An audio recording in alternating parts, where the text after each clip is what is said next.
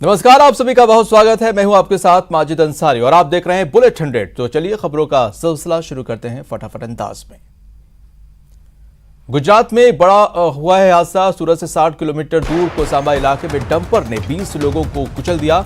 इनमें से 15 लोगों की मौत हो गई है। ये सभी मजदूर थे और राजस्थान के बांसवाड़ा जिले के कुशलगढ़ के रहने वाले थे। हादसा किम मांडवी रोड पर पड़ूर गांव के पास हुआ है, जहां फुटपाथ पर सो रहे लोगों पर डंपर चढ़ गया। 12 लोगों की मौके पर ही मौत हो गई, जबकि 3 लोगों ने इलाज के दौरान दम तोड़ दिया। सूरत के सरकारी अस्पताल में घायलों का इलाज चल रहा है। हादसे में 2 साल की बच्ची और 1 साल के बच्चे की भी मौत हुई है और वहीं 6 महीने की बच्ची की जान बच गई। वो माता पिता के साथ सो रही थी। बच्ची के माँ पिता की मौत हो गई है। पुलिस के मुताबिक डंपर गन्ना लदे ट्रैक्टर से टकरा गया। इसके बाद डंपर के ड्राइवर ने कंट्रोल खो दिया और डंपर फुटपाथ पर चढ़ गया। पुलिस ने डंपर ड्राइवर और क्लीनर को गिरफ्तार कर लिया है। पीएम नरेंद्र मोदी ने सूरत में हुए हादसे पर गहरा दुख जताया है। उन्होंने मृतकों के परिजनों को 2-2 लाख के मदद और घायलों के इलाज के लिए 50-50 हजार रुपए की मदद का ऐलान किया है। सीएम अशोक गहलोत ने भी हादसे पर गहरा दुख जताया है। सीएम ने ट्वीट कर मृतकों के परिजनों के प्रति संवेदना जताई है और घायल लोगों के शीघ्र ही स्वस्थ होने की कामना की। कृषि कानूनों पर किसान संगठनों और सरकार के बीच आज होने वाली बातचीत टल गई है। ये बातचीत अब कल दोपहर 2 बजे से विज्ञान भवन में होगी। नए कृषि कानूनों पर सुप्रीम कोर्ट की ओर से गठित समिति की आज पहली बैठक होगी। बैठक में आगे की रणनीति तैयार करने के लिए भी कमेटी को कोई बड़ा फैसला ले सकती है। यह बैठक दिल्ली के पूसा इंस्टीट्यूट में होगी। नेताजी सुभाष चंद्र बोस की अदम्य भावना और राष्ट्र के लिए उनके निस्वार्थ सेवा के सम्मान में और उनको याद रखने के लिए भारत सरकार ने हर साल 23 जनवरी यानी कि उनके जन्मदिन को पराक्रम दिवस के रूप में मनाने का फैसला किया है। वेब सीरीज दांडों पर चल रहे विवाद के बीच इसके डायरेक्टर अली अब्बास जफर ने सोशल मीडिया पर माफी मांगी है। उन्होंने लिखा है कि पूरी तरह काल्पनिक कहानी है। हमारी टीम के किसी मेंबर का मकसद लोगों की भावनाओं को ठेस पहुंचाना नहीं था। प्रधानमंत्री मोदी सर्वसम्मति से सोमनाथ मंदिर ट्रस्ट के लिए अध्यक्ष चुने गए हैं। गृह मंत्री अमित शाह ने ट्वीट कर बधाई दी है। वो इस पद पर आसीन होने वाले दूसरे प्रधानमंत्री हैं। कांग्रेस से राज्यसभा सांसद और मध्य प्रदेश के पूर्व सीएम दिग्विजय सिंह ने अयोध्या में राम मंदिर के निर्माण के लिए 1,11,111 रुपए का चंदा दिया है। साथ ही पीएम को पत्र लिखकर सौहार्दपूर्ण वातावरण में चंदा जमा करने की अपील की। और चलते हैं जोधपुर, जहां पर आयुर्वेद विश्वविद्यालय का दीक्षांत समारोह चल रहा है। वर्चुअली दीक्षांत समारोह का आयोजन किया गया है। सम्मान की भावना रखने और विश्व शांति के साथ साथ मानव जीवन के कल्याण की बात कहता है। बृहदारण्यक उपनिषद का तो मंत्र ही है, सर्वे भवन्तु सुखिनः, सर्वे सन्तु निरामया, सर्वे भद्राणि पश्यन्तु, मा कश्चित् दुःखभाग् भवेत्। ओम शांति शांति शांति। इसका अर्थ है कि सभी सुखी हों, सभी रोग मुक्त रहें, सभी मंगलमय घटनाओं के साक्षी बने और किसी को भी दुख का भागी न बनना पड़े। आयुर्वेद बेहद संपन्न चिकित्सा ज्ञान है। इसलिए आप सभी से मैं आज के इस अवसर पर आह्वान करता हूं कि जो ज्ञान आपने विश्वविद्यालय में पाठ्य पुस्तकों के जरिए प्राप्त किया है, उस शिक्षा को जीवन व्यवहार से जोड़ें। अपने अर्जित ज्ञान से समाज की अधिक से अधिक सेवा करेंगे, तभी आप अपने आचार्यों की दी गई दीक्षा के ऋण से मुक्त हो पाएंगे। आयुर्वेद में चिकित्सा कार्य के महत्व को। और फिर से देखते हैं खबरें फटाफट अंदाज में। प्रदेश में होने वाले विधानसभा उपचुनाव को लेकर बीजेपी ने तैयारी शुरू कर दी है। बीजेपी के प्रदेश अध्यक्ष सतीश पुनिया आज जीत के लिए बाली के दर पर पहुंचेंगे। उससे पहले सतीश पुनिया ने कार्यकर्ताओं को संबोधित किया। प्रदेश के 20 जिलों में 90 निकायों में हो रहे चुनाव में आज नाम वापसी का आखिरी दिन है। आज दोपहर 3 बजे तक नाम वापसी का अंतिम मौका। ऐसे में दोनों दल बागियों को मनाने में जुटे हैं। स्वास्थ्य मंत्री रघु शर्मा और वरिष्ठ कांग्रेस नेता धर्मेंद्र राठौड़ ने जालौर बस हादसे में मारे गए लोगों के परिजनों को 2-2 लाख की सहायता राशि का चेक सौंपा। मंत्री रघु शर्मा ने शोक संतप्त परिजनों को सांत्वना दी। रघु शर्मा ने अनुकंपा के आधार पर नौकरी की प्रक्रिया भी जल्द शुरू करने का भरोसा दिया है। उन्होंने कहा है कि ऊर्जा मंत्री ने मामले की जांच के आदेश दिए हैं और लापरवाही सामने आने पर कार्रवाई होगी। जयपुर आयकर विभाग की टीम ने छापे की बड़ी कार्रवाई की है। टीम ने प्रदेश भर में 2 दर्जन से ज्यादा ठिकानों पर छापे मारे हैं। बताया जाता है कि 3 कारोबारी समूहों के खिलाफ छापेमारी हुई है। अलवर जिले के हरचंदपुर गांव में सड़क किनारे खेल रहे 6 साल के मासूम को तेज रफ्तार ट्रैक्टर ने कुचल दिया। मासूम नमन कुमार की मौके पर ही मौत हो गई। पुलिस ने ट्रैक्टर को जब्त कर लिया है। पाली के रायपुर थाना पुलिस ने बिराटिया कला गांव के पास नकली नोटों की बड़ी खेप बरामद की है। मौके से पुलिस ने एक तस्कर को भी गिरफ्तार किया है। अलवर के बालाखेड़ा में पुलिस ने सोशल मीडिया पर लड़की की फर्जी आईडी बनाकर अश्लील चैट कर लोगों को ब्लैकमेल करने वाले गिरोह का पर्दाफाश किया है। पुलिस ने गिरोह के 4 आरोपियों को गिरफ्तार किया है। जयपुर की ईस्ट पुलिस ने बड़ी कार्रवाई करते हुए अंतर्राज्यीय नकबजन गिरोह का पर्दाफाश किया है। पुलिस ने इस मामले में 2 शातिर नकबजनों को गिरफ्तार किया है। पुलिस गिरफ्त में आए आरोपियों में एक प्रधान और एक प्रधान का पति है। सवाईमाधोपुर में चेतक पार्क के गेट के पास किसी का कटा हुआ पैर पड़ा मिला। मौके पर पहुंची पुलिस ने इंसानी पैर को कब्जे में ले लिया है और जांच में जुटी है। भरतपुर के कैथवाड़ा में शॉर्ट सर्किट के कारण किराना दुकान में आग लग गई। देखते ही देखते आग ने पूरी दुकान को अपनी चपेट में ले लिया और दुकान में रखे सामान जलकर राख हो गए। भरतपुर के बयाना में मंदिर में दर्शन करने आए श्रद्धालु की बाइक चोरी हो गई। पीड़ित ने अज्ञात चोर के खिलाफ केस दर्ज कराया है। जैसलमेर के मोहनगढ़ स्थित नहरी इलाके में कच्ची झोपड़ी में आग लग गई। इस हादसे में एक 6 महीने का नवजात जिंदा जल गया। अलवर के रेलवे स्टेशन पर हाईटेंशन तार की चपेट में आए युवक के शव को पुलिस ने पोस्टमार्टम कराकर परिजनों को सौंप दिया है। बता दें कि बीती रात मंगलवार को ट्रेन के ऊपर से प्लेटफॉर्म बदलने के दौरान युवक की मौत हो गई थी। कार और ट्रक में आमने सामने की हुई जोरदार टक्कर में हादसे में कार सवार एक महिला गंभीर रूप से घायल हो गई। हादसे के बाद ट्रक चालक मौके से फरार हुआ। धुंध और तेज रफ्तार की वजह से यह हादसा हुआ। राजसमंद की बावन टुंगड़ा पंचायत के बाशिंदे पैंथर के मूवमेंट से खौफजदा हैं। रविवार की रात इस पैंथर ने बाड़े में घुसकर गाय के बछड़े का शिकार कर लिया। जयपुर पुलिस कमिश्नरेट की सीएसटी टीम ने एक शख्स को 700 ग्राम गांजे के साथ गिरफ्तार किया है। इसके साथ ही ऑपरेशन क्लीन स्वीप के तहत अब तक 500 कार्रवाई पूरी की जा चुकी है। डूंगरपुर में आरएसएस, विश्व हिंदू परिषद और अन्य हिंदू संगठनों की बैठक राम रोटी अन्न क्षेत्र सभागार में आयोजित हुई। बैठक में श्री राम जन्मभूमि तीर्थ क्षेत्र में मंदिर निर्माण नीति के अभियान पर चर्चा की गई। राजधानी जयपुर के आमेर थाना क्षेत्र से अपहृत मासूम की शव बरामद किया गया। वारदात के बाद पुलिस ने आरोपी को गिरफ्तार कर लिया है। पुलिस ने बताया कि बच्चे का अपहरण उसके पड़ोसी ने ही किया था। बता दें कि आमेर थाना इलाके में बीते 15 जनवरी को अपहरण कांड को अंजाम दिया गया था। जयपुर में मोहाना थाना पुलिस ने मादक पदार्थ के साथ 2 शातिर तस्करों को गिरफ्तार किया है। मौके से पुलिस ने 8 किलो गांजा और 7,000 रुपए बरामद किए हैं।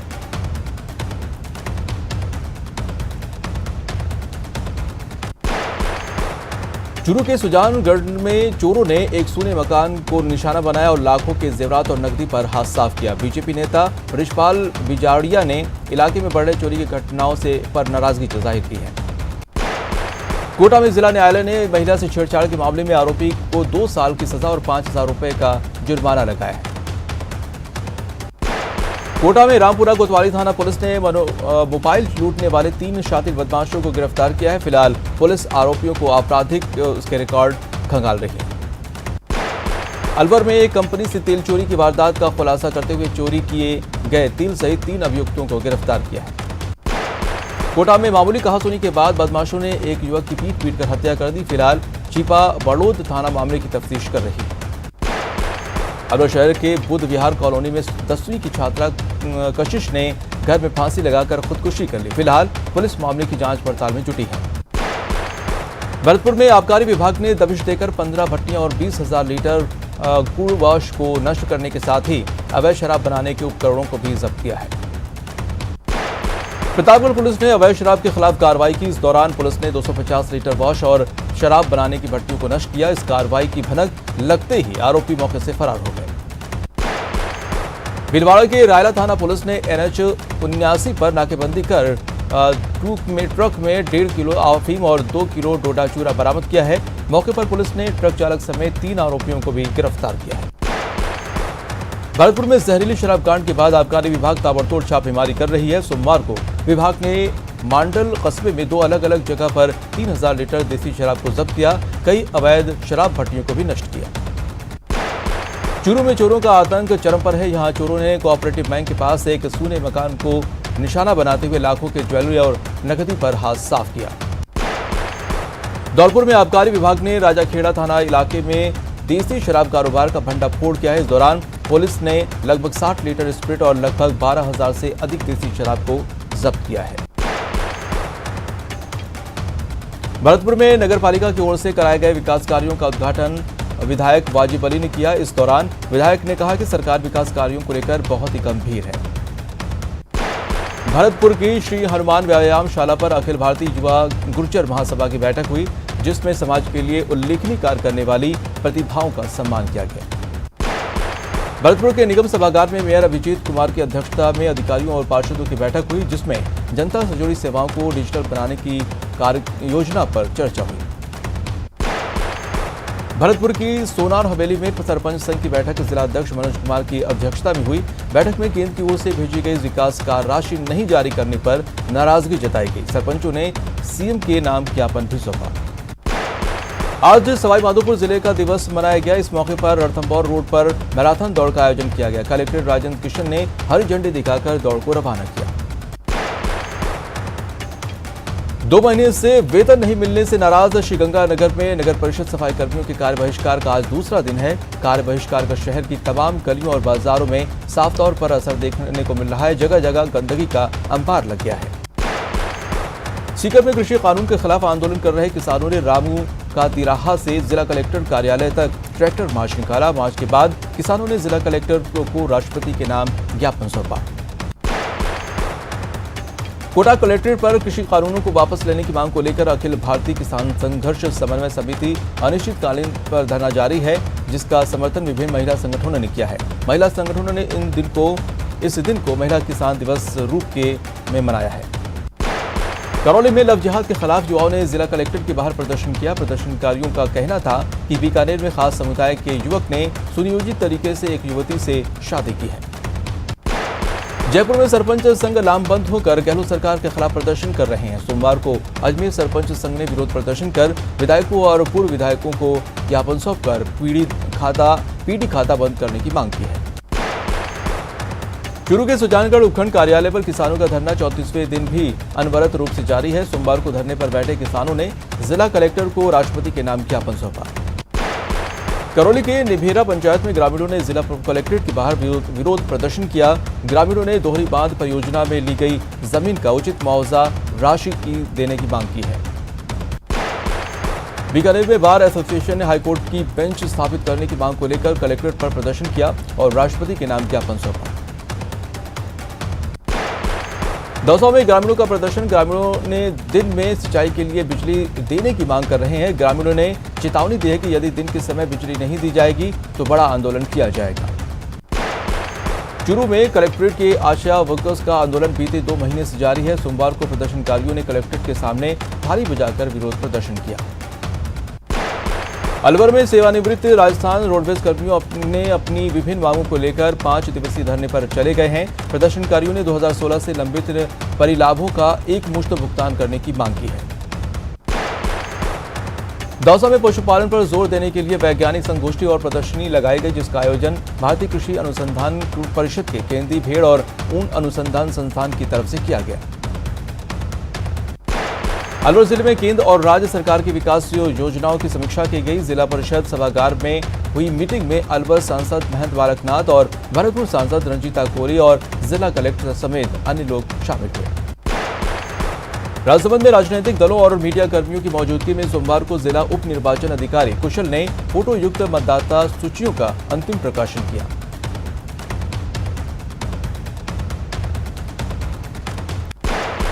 और चलते हैं उदयपुर, जहां पर बीजेपी की प्रेस कॉन्फ्रेंस चल रही है। नेता प्रतिपक्ष गुलाम चंद कटारिया जो है प्रेस कॉन्फ्रेंस को संबोधित करने वाले हैं। तो ये लाइव तस्वीरें आपको दिखा रहे हैं उदयपुर से, जहां पर नेता प्रतिपक्ष गुलाब चंद कटारिया बैठे हुए हैं और प्रेस कॉन्फ्रेंस करेंगे। विभिन्न पहलुओं में पार्टी की जो है बात करेंगे। नगर पालिका का इस सरकार बनने के बाद चौथे चरण का चुनाव चल रहा है और मैं सोचता हूं कि सरकार का और बाकी सारों का अधिकांश समय केवल नगर पालिका के चुनाव में ही आचार संहिता के कारण से जा रहा है। इस बार का और इसके पहले के चुनाव में इस सरकार ने नगर पालिका के चुनाव को जिस प्रकार से वार्डों का गठन किया और जीत का आंकड़ा बिठाने के लिए मैं सोचता हूं कि पहली बार मैंने अपनी 40 साल की राजनीति में ऐसा देखा कि कोई राजनीतिक पार्टी वार्डों के गठन में भी प्रशासन का इतना दुरुपयोग कर सकती है। कई स्थानों पर 300 साढ़े 300 का एक वार्ड बनाया जहां एक धर्म और जाति विशेष के लोग हैं। उसी नगर पालिका में दूसरा वार्ड 1500 से 1700 का बनाया, 100 साढ़े 300 का बनाया। राजस्थान में एक वार्ड ऐसा भी बना जहां केवल 185 वोट है और ऐसे बढ़ा करके वार्डों की संख्या बढ़ाकर जीतने के लिए जो अपनी सरकार की एक तरह से दबाव का जो दुरुपयोग किया है वो भविष्य में इस राजस्थान में एक ऐसा कीर्तिमान बनेगा जो मैं सोचता हूं कि जिस पर इतनी शर्मसार होगी सारी राजनीतिक पार्टियां। विरोध भी किया हमने, लेकिन उसके बाद भी प्रशासनिक दृष्टि से भी हमको कोई न्याय नहीं मिल पाया। चलो कोई बात नहीं, उसके बाद भी चुनाव हुए। पहले चरण के चुनाव हुआ, कांग्रेस वहाँ भी थी। दूसरे चरण के चुनाव में 3 नगर निगमों को जो उन्होंने तोड़ा और जिस ढंग से वार्डों की रचना की उसके आधार पर भी अगर सही आंकड़ा मिलाया जाए तो उसमें भी कांग्रेस को सीटें अधिक नहीं मिली, लेकिन वार्डों का डिस्ट्रीब्यूशन ऐसा किया था कि कुछ पूर्ण बहुमत हमारा जोधपुर में आया और जयपुर में आया। कांग्रेस को भी 2 में बहुमत मिला, 2 ऐसी रही जिनको जोड़ तोड़ करके बनाने में सफल हुए। फिर तीसरे चरण का चुनाव हुआ, इसमें 50 नगर पालिकाएँ थी। उन 50 नगर पालिकाओं में भी यही तमाशा हुआ और अब अपन चौथे चरण में 90 नगर पालिकाओं के चुनाव में चल रहे हैं। आज मैं उस 90 नगर पालिका चुनाव में मैं आपके सम्मुख उपस्थित हुआ। मैं बहुत ही सच्चे मन से कह रहा हूं कि इस चुनाव को जितना गंदा करने का प्रयास किया है, जितना और वक्त हो चला छोटे से ब्रेक का, लेकिन ब्रेक पर जाने से पहले आपको बता दें कि कोविड-19 महामारी ने परस्पर निर्भरता की भावना को सुदृढ़ किया है, जिससे कि पूरा देश इस विपत्ति का एकजुट होकर मुकाबला कर सके। वैक्सीनेशन के ऐलान के बाद जरूरत है कि हम सभी अपना सर्वश्रेष्ठ योगदान दें, जिससे हम एक साथ वायरस को हराने की तरफ कदम बढ़ा सकें। और नेटवर्क 18 इस मुहिम में हर कदम पर आपके साथ होगा। जब तक सभी सुरक्षित नहीं होंगे तब तक कोई सुरक्षित नहीं होगा। इसी सोच के आधार पर हमारे कैंपेन संजीवनी का लक्ष्य ये सुनिश्चित करना है कि वैक्सीन पाना सभी भारतीयों का अधिकार है।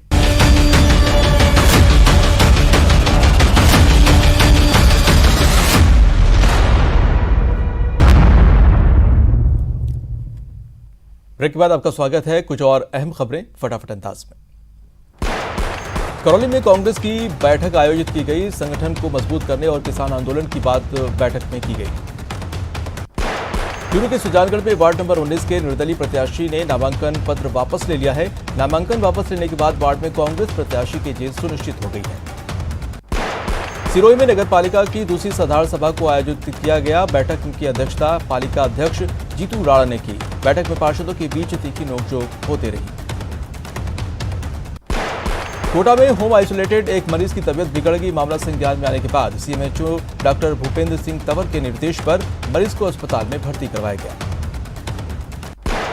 कोटा में सोमवार को भी 6 वैक्सीनेशन सेंटर पर टीकाकरण किया गया। स्वास्थ्य विभाग के मुताबिक सोमवार की शाम तक 335 हेल्थ वर्कर्स को टीका लगाया गया। कांग्रेस के जिला प्रभारी और प्रदेश महामंत्री वेद प्रकाश सोलंकी सोमवार को भरतपुर दौरे पर रहे। सर्किट हाउस में उनका कांग्रेस कार्यकर्ताओं ने जोरदार स्वागत किया। इस दौरान उन्होंने संगठन की गतिविधियों पर चर्चा की। चित्तौड़गढ़ में कपासन, बड़ी सादड़ी और बेंगू में नगरपालिका के चुनाव होने हैं। इसको लेकर इंदिरा प्रियदर्शनी ऑडिटोरियम में मतदान दलों को ट्रेनिंग दी गई। करौली में जिला कलेक्टर सिद्धार्थ सिहाग ने गणतंत्र दिवस समारोह को लेकर अधिकारियों के साथ एक बैठक की। बैठक में डीएम ने समारोह की तैयारियों का जायजा लिया और कई अहम दिशा निर्देश दिए। कोटा शहर में जल्द ही उत्तर नगर निगम ठेला और फुटकर व्यापारियों को स्ट्रीट वेंडर जोन का सौगात देगा। ठेला फुटकर रोजगार उत्थान समिति ने मेयर के इस फैसले का स्वागत किया है। कोरोना के बाद फैले बर्ड फ्लू महामारी के चलते इस बार बूंदी में प्रवासी पक्षियों की आवक में काफी कमी देखी जा रही। वन विभाग वन्य जीव प्रेमियों ने इसको लेकर अपनी चिंता जाहिर की।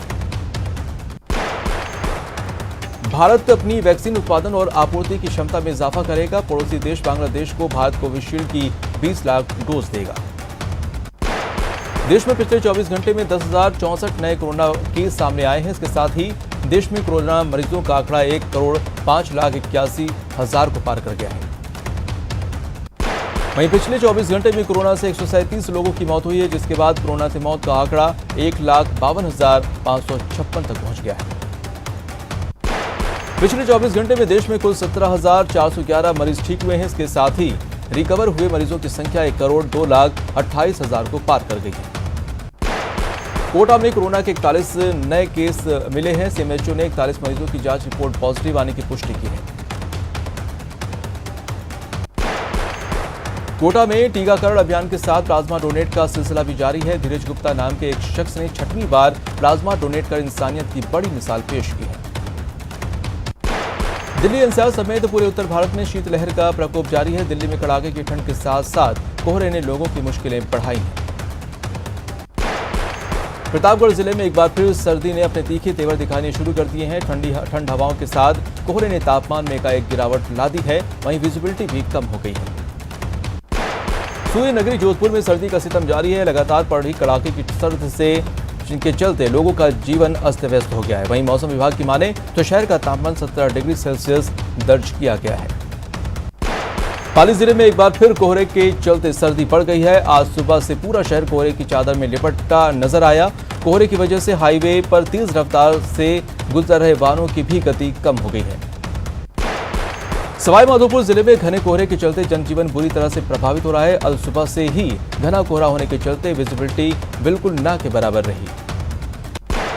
बाड़मेर की सुबह आज बर्फीली हवा, घने कोहरे और धुंध के साथ शीतलहर की चपेट में नजर आई। ठंड हवाओं के कारण जनजीवन अस्त व्यस्त हो गया है। कड़ाके की सर्दी से बचने के लिए लोग अलाव का सहारा ले रहे हैं।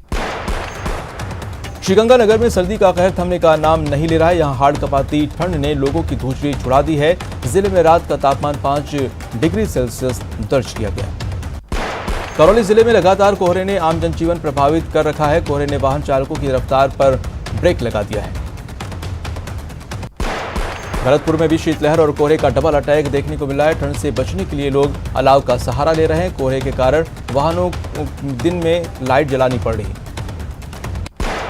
भरतपुर की बासन गेट के सिद्ध गोपाल हनुमान मंदिर पर पौष बड़ा कार्यक्रम का आयोजन किया गया, जिसमें सैकड़ों श्रद्धालुओं ने पौष बड़ा का आनंद उठाया। Jaipur national level beauty pageant forever miss India 2021 और फॉरएवर मिसेस इंडिया 2021 के रजिस्ट्रेशन शुरू हो गए हैं। इसको लेकर निर्माण नगर में ब्यूटी पेजेंट का पोस्टर लॉन्च किया गया। इस ब्यूटी पेजेंट में प्रतिभागी ऑनलाइन ही ऑडिशन देंगे। ब्रिस्बेन में चौथा टेस्ट रोमांचक दौर में पहुंच चुका है। 328 रन के लक्ष्य का पीछा करते हुए टीम इंडिया ने 5 विकेट के नुकसान पर 265 रन बना लिए हैं। ऋषभ पंत हाफ सेंचुरी बनाकर क्रीज पर डटे हुए हैं। इंग्लैंड के खिलाफ घरेलू टेस्ट सीरीज के लिए टीम इंडिया का ऐलान आज किया जाएगा। कप्तान के रूप में विराट कोहली की वापसी तय मानी जा रही है। 5 फरवरी से चेन्नई में पहला टेस्ट खेला जाएगा।